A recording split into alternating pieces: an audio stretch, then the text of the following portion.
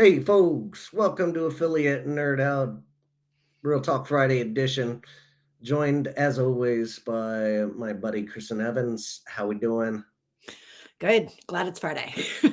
Sure enough, we are sneaking up on Affiliate Summit just 1 week away here. I know. It's wild. I'm super excited because it's like my favorite place to go see my friends and hang out with everybody. And I super love it the last couple of years because, we've all been kind of in the same hotel, which is really nice. We can leave the conference zone and like go back to our little like bar area or whatever. But it's a lot of prep getting ready for Summit. How Mhm. about you? Agreed. I am beating up that app. I'm almost uh, filled up with all my meetings, which is great. I'm a week ahead of schedule, which is awesome. And I got brands, got affiliates, got influencers, good wild mix in there, and Good. gonna visit some sessions too. Any sessions you're absolutely gonna go to? Do you, off the top of your head? No, it's honestly been a number of years since I've gone to sessions live, because, being able to get the recordings is really nice, Yeah, but it I find that my time is so much better served spent networking, and sure. setting up those meetings, and then, like, obviously, like, education and continual involvement in the industry is a really big thing, but after years of doing it, I've realized that like being able to catch up on the re-records afterward or the recordings afterward and then spending the time actually getting the face to face is super important. I will say though that the one session that is very high on my radar is the PMA one. Yeah. Trisha and Jade and Kelly are all, Jade is the new president and Kelly, I believe, is treasurer. They are going to have a fantastic session. And I never miss a PMA session, just not only as a supporter and a member of the board of directors, but as an advocate of the industry. Yeah, good call out there. In that same vein, I never miss a Brooke Schaff session. Like Mhm. he's just too smart to miss. I go to everything Brooke does. But there's another couple out there. There's a really good heavy hitters with some big content folks. A Wirecutter comes to mind, Filmate, CNN. Mhm. See, Life Without Google, like traffic sources for sustainable growth.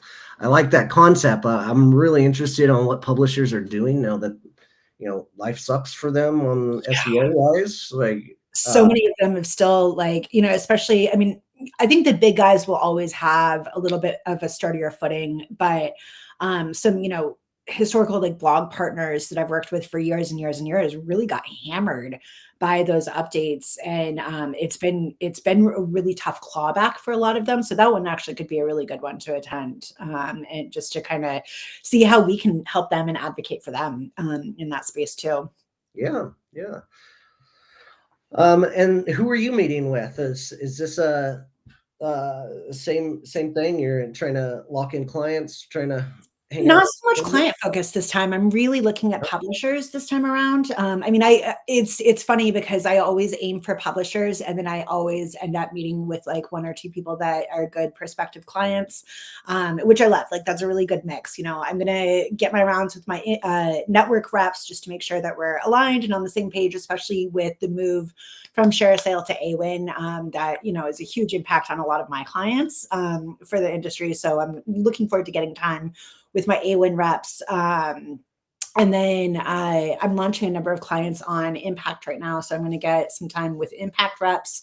And then, yeah, I have a bunch of publishers. I was really happy to see that there's a number of influencers and bloggers this year, where I haven't necessarily seen that in the last couple of years. But I also got some good larger publishers nailed down, a couple who are starting to do whitelisting, which a couple of my clients are really interested in. So can't wait to have those conversations. And then I'm going to have some product samples for people too. So mostly just, trying to meet with some familiar faces, some new faces, and then see what new opportunities are out there as well. Awesome. Well, Yeah. great. Any parties must go to? I like Impact. Top Golf is always on the top of my list to Yeah, be at. We have so same. much fun over there. Yeah. So Impact Top Golf, obviously love hanging out with you guys there. I also the Upsell It happy hour. I love to go to that. I love the Upsell It team so, so much. Anytime I can get a drink with Jeremy or Adam Kotler, I'm super happy. I don't know if you remember this last year, but when I lost my phone on the first night of Summit, Adam and Josh Modal were the ones who went with me to Verizon to replace it because it was on kind of a sketchy part of town. And then we went to a sushi dinner, and that was fantastic. So anytime I get to spend with the Upsell It team, I super love it. Plus, I always love to remind John Goodwin what my name is, because he's one of those guys who, like, the first number of times we met, he's like, "Who are you? Do I know you?" So, I love to razz him a little bit. I'm considering Paresh Connect, that's always a good time. It's always a big time. So Yep.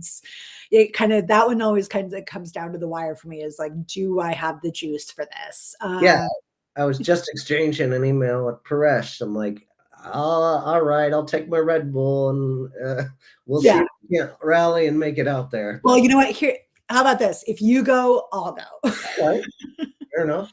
I think that's fair. And then, one of my favorites is, and I know you're going to be leaving on Wednesday, but one of my favorite things to do is that Wednesday evening kind of decompress session, where a few of us usually go to dinner. And then, like, last year we went to Oak and Ivy over in the Fremont section, and a really good bourbon bar that is in like a shipping container mall type situation, which was awesome.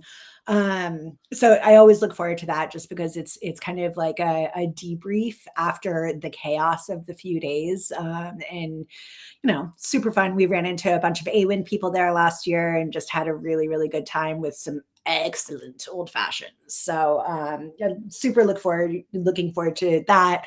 Wade and I have been talking about a couple speakeasy options that we might try to find this year.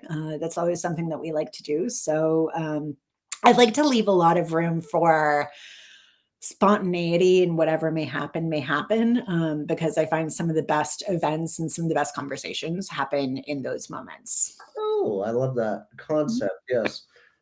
Speakeasy. I feel like I have one for you. I can't remember which one it was in, but there was like, it looked like a pawn shop where there's guitars and shit on the walls, and like you just walk in and uh really cool aspect. I'll figure it out and You're I'll gonna get have to give it to me. You got a week. Dig it up. I will. I will. Um and Wade, you mentioned I'll have to have a drink with him as well. I don't know when we'll get to that, but we Well, exchanged. I think Wade and Joe both get in on Sunday. And so I know Joe's going to be there by the time we land on Sunday. So I would imagine, and they're staying at the link. So I'd imagine we can run into them relatively easily. Sure. Yeah. I'm excited to see Joe. I haven't seen him in a couple of years. He's always one of my favorite people, because he's a great affiliate, but also a great affiliate manager, and that's always a really fun conversation to have. He, has completecarnivore.com, which always fits into my food and bev love. So it's always a fun conversation with him around Summit and kind of figuring out what we're doing. And I love learning the new things that Fanatics is testing. They've always been kind of one of those like litmus tests that I love to speak to, like, oh, hey, are you guys working with so-and-so? Are you working with so-and-so? And just kind of seeing how things are working out. Obviously, as a huge brand, they're going to have, results may vary. But whenever they test out something new, it's great to kind of get the learnings from them, which kind of goes back to like that gatekeeping conversation that we were having the other day, about like being able to share kind of contacts and results and stuff like that. One of my favorite things about Summit is that, like, Nick Marchese and myself will double team on a lot of meetings, just so that we can be the most efficient possible. Or like, he might have booked somebody that I wasn't able to get a hold of in time before the schedule filled up, and vice versa. I think that's a really underutilized opportunity for a lot of people. I think a lot of people like to keep their meetings and their contacts very close to the chest, but in kind of the sense of, rising tides and, everybody being helpful instead of hurtful. I love that, we're able to kind of be like, hey, like we can all talk about our clients together, and not step on each other's toes, because there's a big enough pie to go around. Well, awesome. Well, include me in that mix as Yeah, well. you If got it, dude. it's up, happy to join in.